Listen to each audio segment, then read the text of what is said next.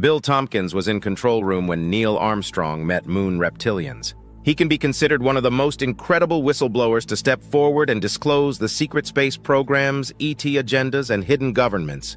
He claimed to be part of an operation involving U.S. Navy spies who stole UFO plans and anti-gravity technological secrets from the Nazis during World War II. In July 2017, at a press conference, Tompkins made an unprecedented statement. He worked for the Douglas Aircraft Company alongside extraterrestrials, Nordic alien women. It had been 47 years before NASA appeared. Additionally, he revealed that the Nazis had already had operational UFOs during the war. And because of the information that the U.S. spies were able to obtain, the U.S. later developed its fleet of UFOs, which then got siphoned off into the black military sphere under the control of Majestic 12, the ultra-secretive group that controlled and managed the UFO alien issue in the 1940s. During the time of World War, there were secret societies such as the Thule Society and the Vril Society. Famous British historian Nicholas Goodrick Clark wrote a whole chapter about Maria Orsic in his book, Black Sun, published in 2001, where he connected her with Vril Society.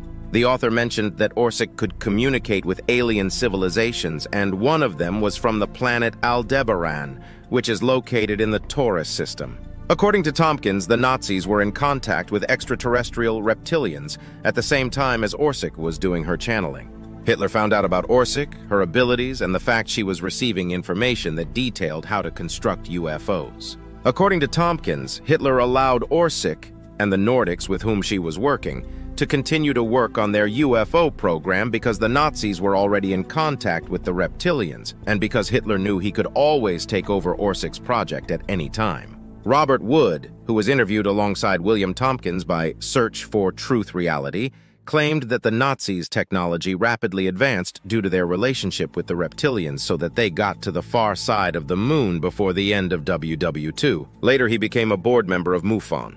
He was given $500,000 to disseminate UFO documents and $250,000 to make a UFO documentary.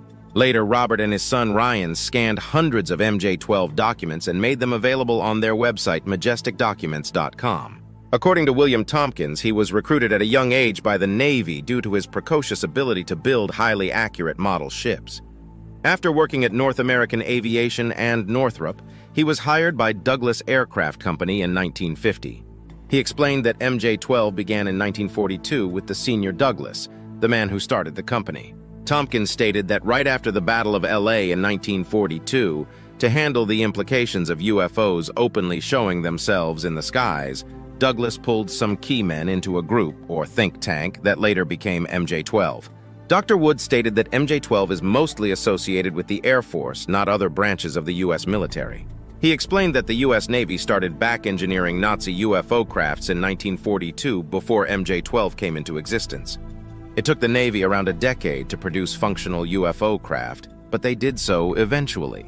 Tompkins stated that when the first astronauts went to the moon, they were shocked to discover it had already been occupied by Draco reptilians. He said that the reptilians, over 9 feet tall, were standing next to their advanced craft. Bill Tompkins, they were parked around the side of the crater. Okay, they were not parked on it. They were floating above it. So there were hundreds of these 9-foot reptilian guys standing with their legs. Yeah, they were all the way across underneath their vehicles, standing on the crater. And what do they look like? Bill Tompkins. They're ugly-looking lizard-alligator-type people. They got the same skin as the lizards got. Okay. And terrible-looking faces. But then they have the ability to shift and look like a human. All of them do. Do you think von Braun was a reptilian? Bill Tompkins. No. Your president. Yes. Interviewer. Oh, which one? Bill Tompkins, George Bush Sr., and Bill Clinton and this guy you just got rid. Yeah, they all were. Right. And they all have this ability to make themselves look like real, good-looking people. Interviewer. And you're saying Trump isn't one? No, he's not. That's a relief. And he knows more about this subject than people realize. But trying to get back to your earlier question, these groups of extraterrestrials who work together but are at war with other extraterrestrials, okay? Have these vehicles that look like a planet, like our moon is a vehicle. It's a command center for this arm. The easiest way to look at this is to put your arm out like this, and you be the center of the galaxy.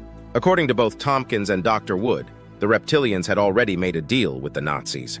Amazingly, Tompkins himself claimed he saw ancient structures on the far side of the moon and that he saw a floating building 1.5 miles above the lunar surface. According to Tompkins, many ET species are interacting with humanity currently, including Dracos, Reptilians, and Nordics, which have a great influence on the world. In his Project Camelot interview, Tompkins prevented himself from disclosing more information about reptilians as it was harmful to his credibility. Tompkins also described the U.S. military's concerns about UFOs and alien beings and the military's rush to create advanced space-based weapons, which could be used to defend the planet Earth against an ET threat to our civilization. He revealed U.S. Navy has battle groups operating outside the Earth. He designed 5 spaceships and 30 support ships. Using the latest technology, he designed different spaceships for Northrop Aviation Company. Northrop started building the huge craft underground in Utah. Tompkins claimed we are now building even better battle groups. The Apollo moon landings were also designed to build a base on the moon. We have had bases on the moon along with bases on Mars and Jupiter's moons. A month after the shocking conference, Tompkins passed away unexpectedly on August 21, 2017 in San Diego, California at the age of 94.